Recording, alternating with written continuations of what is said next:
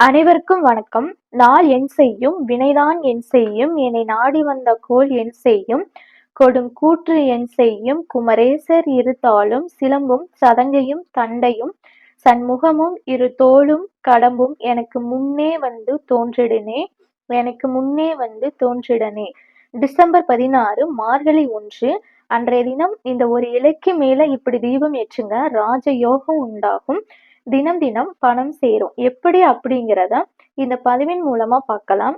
இந்த மார்கழி 1 செவ்வாய்க்கிழமையில வந்து இருக்குங்க. இந்த நாள் செவ்வாய்க்கிழமை அப்படிங்கிறது முருகனுக்கு மிக விசேஷமான நாள். கிழமையில பார்த்தீங்கன்னா செவ்வாய்க்கிழமைன்னு சொல்லுவோம். நட்சத்திரத்துல கார்த்திகை நட்சத்திரம், விசாக நட்சத்திரம் முருகனுக்கு உகந்த நட்சத்திரமாக நம்ம சொல்லுவோம். இன்றைய தினம் பார்த்தீங்கன்னா விசாக நட்சத்திரம் ஈவினிங் வருதுங்க. அதனால முருகனுக்கு மிக விசேஷமான நாள்.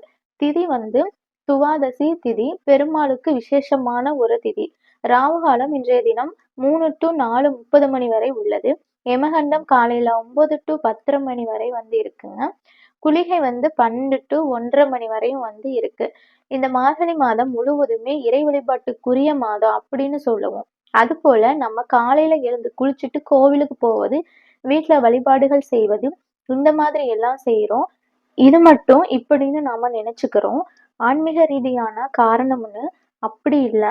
அறிவியல் ரீதியாக பார்த்தீங்கன்னாலும் ஓசோன் மண்டலம் வந்து பூமிக்கு மிக அருகில வரக்கூடிய காலம் அப்படிங்கிறதுனால அந்த நேரத்துல நம்ம எழுந்து இந்த மாதிரி தீபத்தை ஏற்றி வச்சுட்டு இறைநாமங்களை நம்ம ஒரு முறை சொன்னா கூட அது மற்ற நேரங்களில நம்ம கோடி முறை சொல்றோமே நாமஜம் அதற்கு ஈடாகும், அதற்கு சமம் அப்படின்னு சொல்றாங்க. அர்ஜுனனுக்கு கீதை உபதேசத்தில் மாதங்களில நான் மார்கழியாக இருக்கிறேன் அப்படின்னு கிருஷ்ண பகவான் வந்து சொல்லி இருப்பார்ல. அந்த மார்கழி மாசத்துல அதுவும் முதல் தேதியாக இருக்கக்கூடிய அன்றைய நாளை நம்ம வந்து தவற விட்டுடக்கூடாது. இந்த மார்கழி முழுவதுமே நம்ம இறை வழிபாட்டுக்குரிய மாதம் அப்படிங்கிறதுனாலதான் அதிகாலையில எழுந்து குளிச்சுட்டு இது போல தீபத்தை ஏத்தி வச்சு திருப்பாவை, திருவெம்பாவை, திருப்பள்ளி, எழுச்சி இது மாதிரி பாடல்களை பாராயணம் செய்யணும். அதுவும் மார்கழி மாசத்துல பிரம்ம முகூர்த்தத்துல விளக்கேத்தி நீங்க வழிபட்டீங்கன்னா நினைச்ச காரியம் உடனே நடக்கும். ஏன்னா பொதுவா 12 மாசத்துல 6 மாசம் காலம் தேவர்களுக்கு பகல் பொழுதாகவும் மீதி இருக்கக்கூடிய 6 மாச காலம் அவங்களுக்கு இரவு பொழுதாகவும் இருக்கும். மார்கழி மாசத்துக்கு முன்னாடி இருக்கு இல்லைங்க, அந்த 6 மாச காலமும் தேவர்கள் தூங்குவாங்க. அப்போ மார்கழி மாசத்துல தானே அவங்க கண் விழிக்கக்கூடிய காலம். அதனாலதான் இந்த பிரம்ம முகூர்த்த நேரம் அப்படின்னு சொல்லுவாங்க. இந்த மார்கழி மாசம் முழுவதுமே பாத்தீங்கன்னா அவங்களுக்கு விடியற்காலை பொழுது. அதனாலதான் இந்த நேரத்துல நம்ம இந்த மாதிரி தீபங்களை ஏற்றி வழிபடும் போது நம்முடைய வேண்டுதலானது நிறைவேறும் அப்படின்னு சொல்லுவாங்க. சரிங்க, இப்ப இந்த பரிகாரத்தை எப்படி செய்யறதுன்னு அப்படிங்கிறத வந்து நம்ம தெரிஞ்சுக்கலாம். அன்றைய தினம் வந்து செவ்வாய்க்கிழமை. அப்படின்னாலே அங்காரகனுக்கு உரிய நாள். அங்காரகன் அப்படின்னு சொல்லக்கூடிய இந்த செவ்வாய் பகவான் தான் நமக்கு வீடு பூமி சம்பந்தப்பட்ட யோகம் அமைவதற்கும் கடன் பிரச்சனைகளுக்கு எல்லாம் காரணமானவரும் இவர்தான். பூமி நிலம் சம்பந்தப்பட்ட பிரச்சனைகள் ஏற்படுதுனாலும் அதற்கு காரணம் இந்த அங்காரகன் என சொல்லக்கூடிய செவ்வாய் பகவான் தான். இந்த அங்காரகன்னு சொல்லக்கூடிய இந்த செவ்வாய் பகவானுக்கு அதிபதி யாருன்னா நம்ம முருகப்பெருமான். அதனால இந்த முருகப்பெருமானை கும்பிட்டோம் அப்படின்னாலே கடன் பிரச்சனை நீங்கும், வீடு பூமி சம்பந்தப்பட்ட பிரச்சனைகள் நீங்கும்.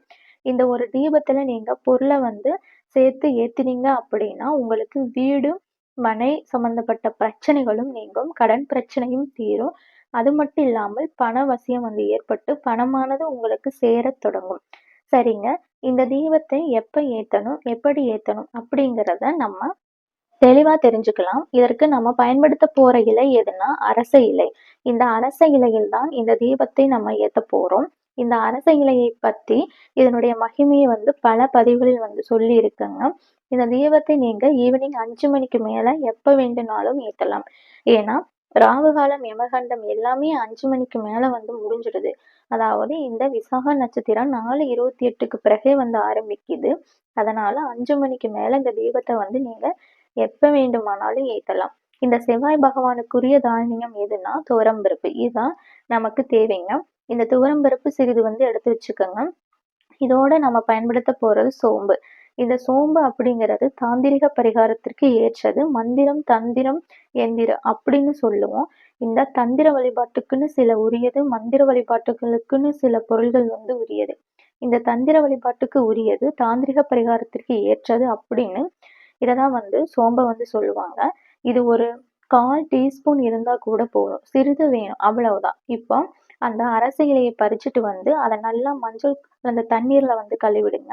அதற்கு பிறகு அதுல மஞ்சள் குங்குமம் வச்சுக்கோங்க. அதுக்கு மேல வந்து சிறிது துவரம் பருப்பு வச்சுக்கோங்க. அதுக்கு மேல சோம்பு சிறிது வந்து வச்சுக்கோங்க. இப்போ ஒரு அகல் விளக்க வந்து வச்சு அதுல புதுசா இருக்கலாம், இல்லைன்னா நீங்க ஆல்ரெடி யூஸ் பண்ண விளக்கா கூட இருக்கலாம். அந்த அகல் விளக்கு நல்லா சுத்தம் பண்ணி வந்து எடுத்துக்கிட்டு நீங்க நெய் ஊத்தியும் ஏத்தலாம், நல்லெண்ணெய் விட்டும் ஏத்தலாம். வீட்ல பெண்களுக்கு வந்து தீட்டு நேரமாக இருந்தா இத வந்துட்டு ஏத்தக்கூடாது.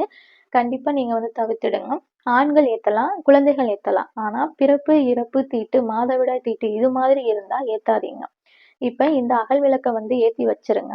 இதுல ஒரே ஒரு கிராம்பு மட்டும் போட்டுடுங்க. அந்த அகல் விளக்கு ஏத்தி வச்ச பிறகு அதுல வந்து போட்டுடுங்க. அடுத்து ஒரு துளி பச்சை கற்பூரம் அந்த எண்ணெயில வந்து போட்டுடுங்க. சோம்பு அப்படிங்கிறது பண விஷயத்திற்கு உரிய ஒரு பொருள். செவ்வாய் பகவானுக்கு உரியது. இந்த துவரம்பருப்போட இந்த சோம்பை வந்து சேர்த்து நம்ம இப்படி தீபம் ஏற்றுவதால் நமக்கு கடன் பிரச்சனை நீங்கும். பணமானது நமக்கு பல வழிகளில் வரத் தொடங்கும். நீங்க இந்த காலையிலேயே வந்து இன்றைய தினம் வந்து மார்கழி 1 அப்படிங்கிறதுனால முருகனோட சிலைக்கு அபிஷேகம் எல்லாம் வந்து பண்ணி மஞ்சள் குங்குமம் வச்சு ரெடி பண்ணி வச்சுக்கோங்க. நெய்வேத்தியமா காலையிலேயே ஒரு கற்கண்டோ, பேரிச்சம்பழமோ, உலர் திராட்சையோ ஏதோ ஒண்ணு வந்து நெய்வேத்தியமா வச்சிருங்க. இந்த தீபம் ஏத்தும் போது ஈவினிங் வந்து ஏதாவது ஒரு நெய்வேத்தியம் வந்து கட்டாயமாக வந்து வச்சிருக்கணும். இப்ப இப்படி அகல் விளக்கு ஏத்திட்டு முருகனோட மூல மந்திரம் வந்து சொல்லுங்க. ஓம் ஷம் சரவண பவ ஸ்ரீம் க்ரீம் க்ளீம் க்ளௌம் சௌம் நமக. இந்த மந்திரத்தை ஓம் சௌம் சரவண பவ ஸ்ரீம் க்ரீம் க்ளீம் க்ளௌம் சம் நமக அப்படின்னு வந்துட்டு சொல்லுங்க. இதுதான் கந்தகுரு கவசத்துல வந்து குறிப்பிடப்பட்டிருக்கு. இப்ப இந்த தீபமானது 1 மணி நேரம் எரிந்த பிறகு அடுத்த நாள் வந்து அதுல இருக்கக்கூடிய சோம்பு, துவரம்பருப்பு இதெல்லாம் வந்து எடுத்துட்டு போயிட்டு பறவைகளுக்கு உணவாக போட்டுடலாம். இது போன்று நம்ம தீபம் ஏத்துவதால் நம்ம வீட்டுல வந்து அஷ்ட ஐஸ்வர்யங்களும் கிடைக்கும். மீண்டும் அடுத்த ஒரு பதிவில் சந்திக்கும் வரை நன்றி, வணக்கம்.